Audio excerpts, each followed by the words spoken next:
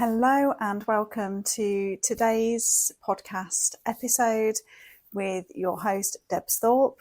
And today we are diving into the secret to really embodying and practicing true self-love. So let's dive in.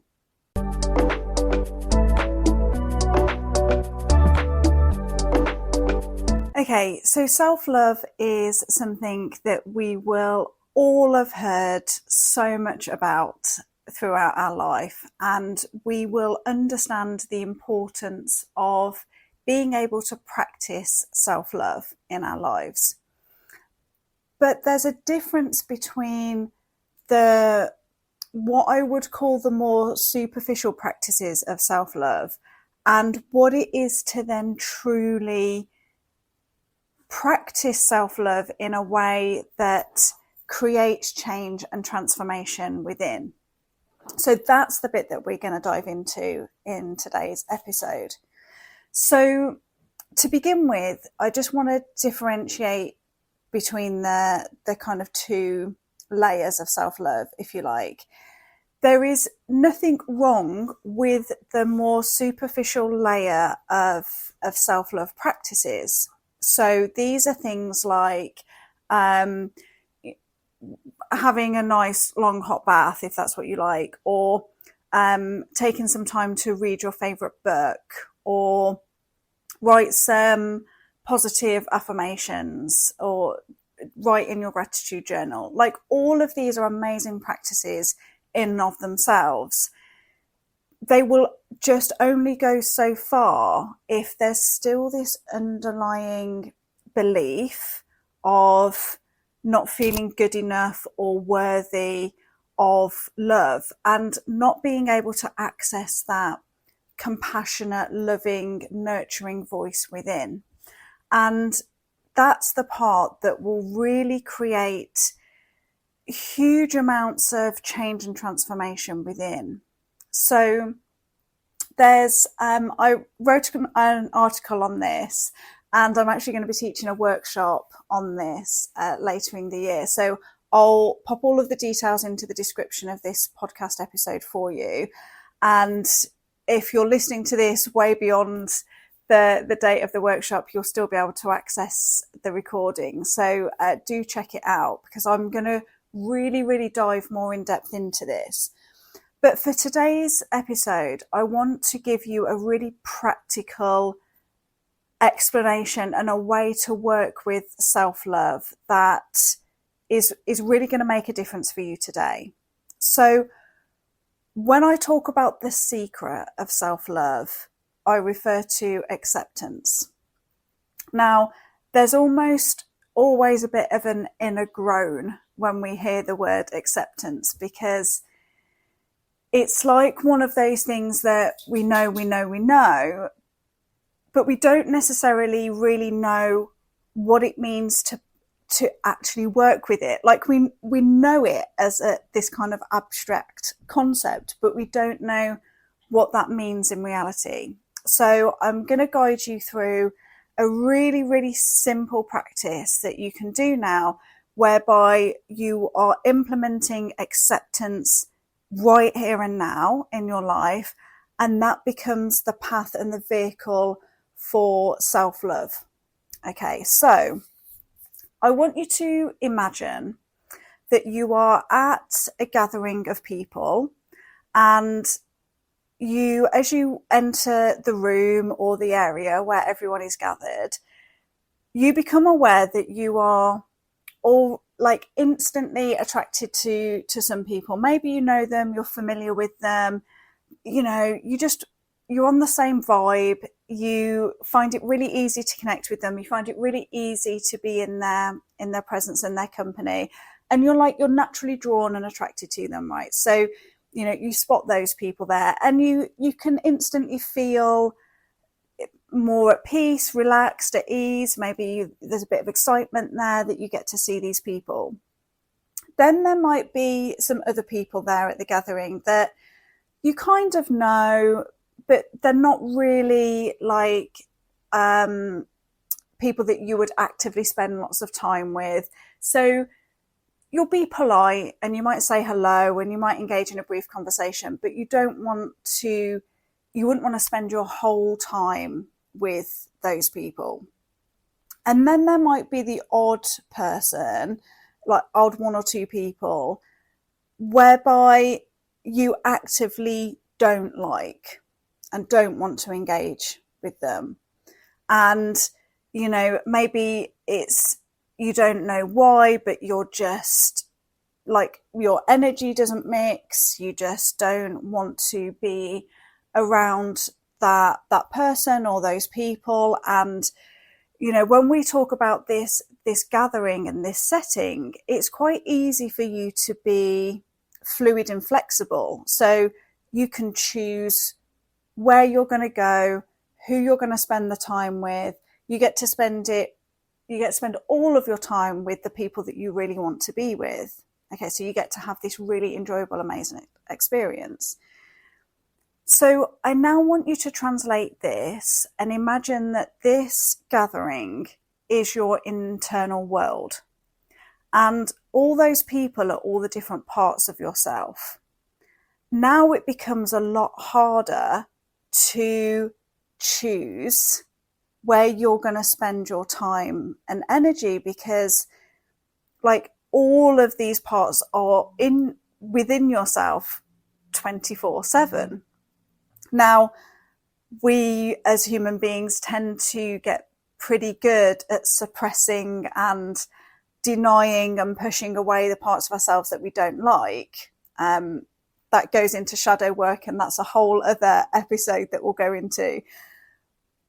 But for the most part, we don't necessarily know how to interact and engage with all of these different parts of ourselves. And that's what can lead to our internal world feeling quite chaotic or not peaceful. And so I now want to bring in this practice of acceptance that is going to really bring that self-love into your inner world right now.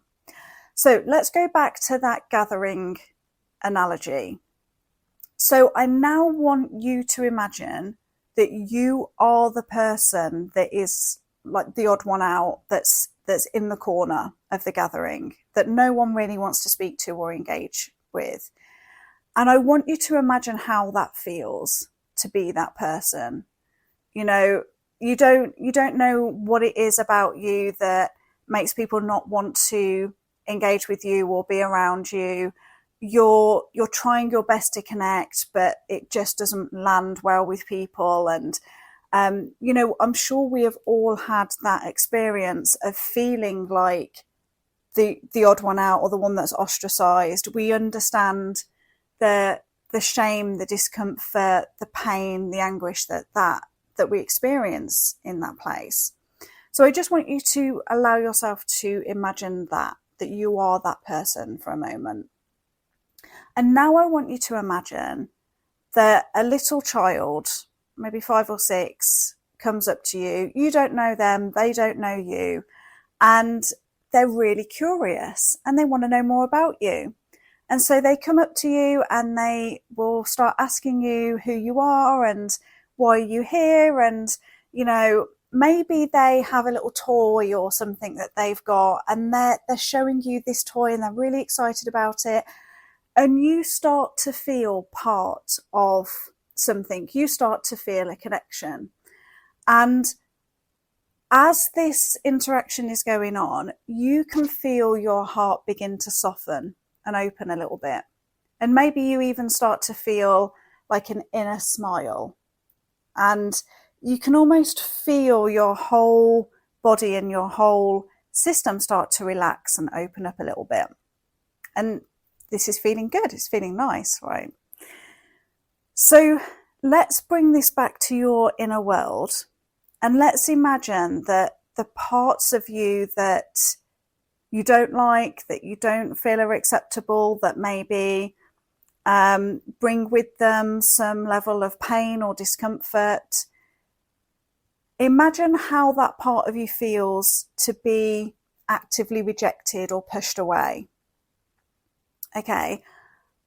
And now I want you to imagine the power of bringing that curious child to that part of you. So whatever part of you feels rejected or pushed away or suppressed right now, we get to invite them and to step forward.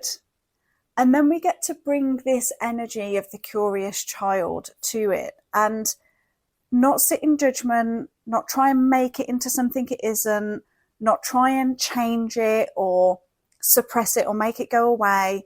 We just get to allow it to be. We allow it to exist, and we bring this curiosity of that childlike state to it.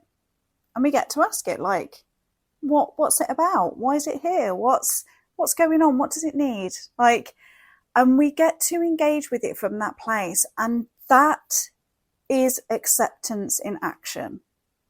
That is the practice of self-acceptance, where we can begin to allow all these different parts of ourselves to come forward and have a voice and have space without moving to change, judge, criticize, suppress. We allow them to be. And this practice of self-acceptance then becomes the vehicle of allowing them to access unconditional love. And that love will be the thing that, if they need some healing, if they're carrying any wounds, it will allow them to transform and heal if they need to. Okay. We don't have to actively like all the different parts of ourselves. There's still some parts of me that, I'll sit there on some days and wish that they weren't there, or they were different, or, because they can make life harder or more complicated at times, right? But they're also the things that will help me to create this amazing life. So if let's ground this in an example.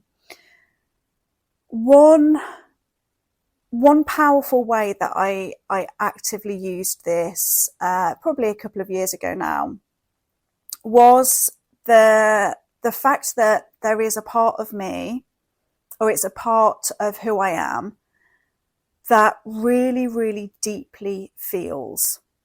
Okay, I'm very empathic, very intuitive. My personality type is INFJ. I am the introverted, deeply feeling, intuitive person. And I spent many years trying to change that part of me, to try and not feel so much. Okay. And I mean, I've been in this industry for 20 years. I know many mindset practices and many ways to create change and see things differently. And so I was trying for so long to be able to go through the world and not feel so much, because there's times when that's really painful and it creates a lot of suffering. And I feel it not just emotionally, but very physically. So I can hear stories sometimes, people's experiences, see things in the world, and it literally feels like my heart is breaking open, like it's like being tore open, and that's painful. And so I was trying to find ways of not having to go through this experience, right? It's not nice. It's not pleasant. As human beings, we don't want to be in pain. We want to try and find a way out of it. And, I was walking my dog one evening, and I just had this moment of going, like, I am done fighting this. I am done trying to make this something else, Because for as much as there's times when this is a painful experience for me, it also means that I experience joy and love and excitement and euphoria in a really big way as well. Okay, so I might experience the extremes of it, but wow, that's amazing. Like I actually, when I think about that whole spectrum, I love that I have the ability to be able to do that. And once I started to do this practice of accepting and embracing that part of me, that's who I am, it gave me permission to discover the way that I then wanted to be in relationship with this. Okay, so rather than, I don't know, it wasn't quite the person who was in the corner of the gathering and wasn't allowed to be there. The way that I think I was trying to work with this part of me was almost like the sculptor, and there was already this really amazing masterpiece, and I was picking at it going, oh, but what about if we just chipped away at that bit and molded that bit? And when I actually gave myself permission to stand back and go, wow, like it's already amazing. Like it doesn't need me just faffing around with it. What that then did for me was give me permission to be in a different relationship. So I then fully stepped into this deeply feeling part of me. And yes, there's still many times when I will feel my heart break, very literally. But then I will then allow myself to go to the places, meet the people that will stitch my heart back together again. And for me, that's typically going out in nature. So the beauty of an amazing sunset, or sitting and watching the ocean, going for a beautiful hike in the forest. That allows my heart to stitch itself back together again, and for me to feel recentered again, and to allow the sheer beauty and magnificence of life in. And so I've learned to integrate those experiences now in a way that is amazing. And I've actually grown to really love this part of me. And so this is what I mean about this journey, that, you know, there are going to be some wounded, unhealed parts of us that absolutely get to transform and heal. And by that nature, they'll change. But there's also parts of us that they're inherently part of us. They're part of our identity. And we can waste so much time and energy fighting against them, or trying to keep them locked away, or trying to change them, when actually we get to bring this practice of acceptance, which then allows us to choose the relationship we want with them. And so I really invite you to do that today.